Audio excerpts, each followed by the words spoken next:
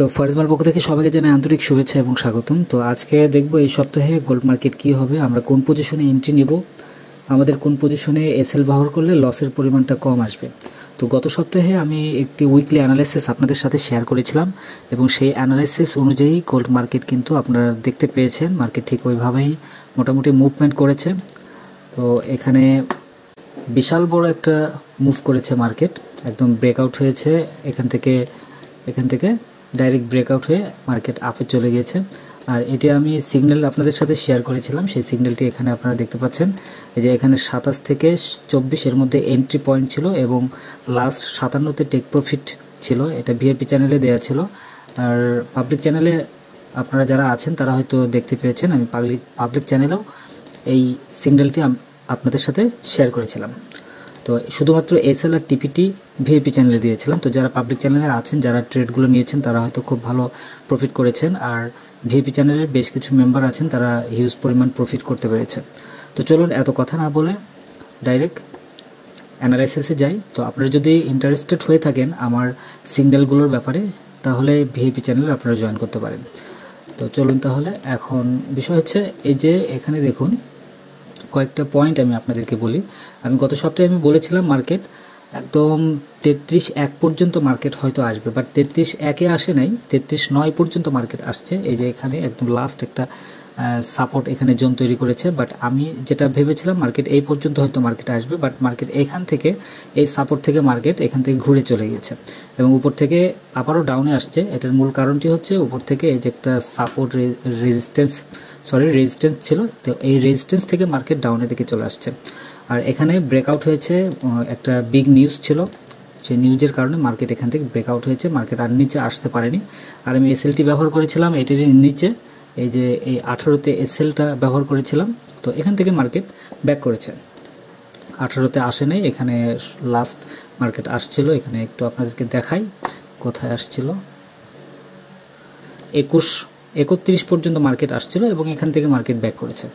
আচ্ছা, যাই হোক, আমরা এখন এটাকে স্কিপ করি। আমরা যেহেতু দেখব যে মার্কেট এখন কোথায় থেকে কোথায় যাবে। তো এই সপ্তাহে আমি ধরেই নিচ্ছি মার্কেট এখন আপ ট্রেন্ড মোটামুটি আছে, আপ ট্রেন্ডে এখনও ঢোকেনি কমপ্লিটলি। তো কমপ্লিটলি এই সপ্তাহে হয়তো আপ ট্রেন্ডে ঢুকবে। যেমন ধরুন এখান থেকে একটা লাইন যদি আমি টানি, এই লাইনটা এখান থেকে, এই যে এখানে রেজিস্ট্যান্স ছিল, এখানে রেজিস্ট্যান্স ছিল, এই বরাবর ছিল, এই রেজিস্ট্যান্সের উপরে মার্কেট এর মধ্যে কিন্তু মোটামুটি ছিল।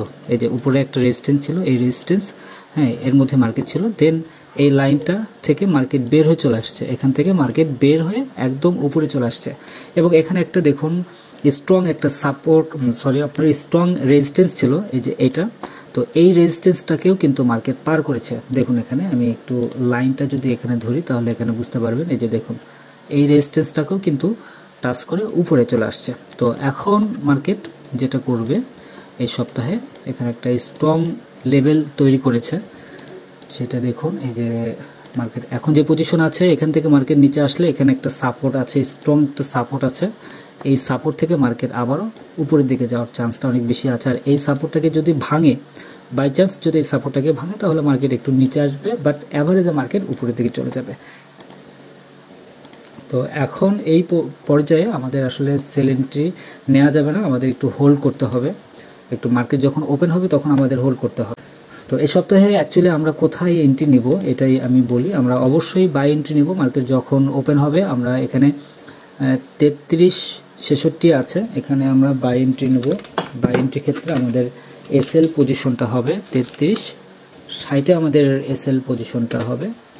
আর একটি বাই এন্ট্রির ক্ষেত্রে আমাদের এসএল হবে এখানে 33.50, অর্থাৎ মার্কেট যখন এটাকে ক্রস করে মার্কেট নিচে আসবে তখন এই পজিশনে আমরা বাই এন্ট্রি নেব এবং 33.50-এ আমরা এসএলটা ব্যবহার করব, কারণ 33.50 যদি পার করে মার্কেট আরও নিচের দিকে চলে আসবে, আর এখান থেকে মার্কেট উপরে যাওয়ার চান্সটা অনেক বেশি আছে।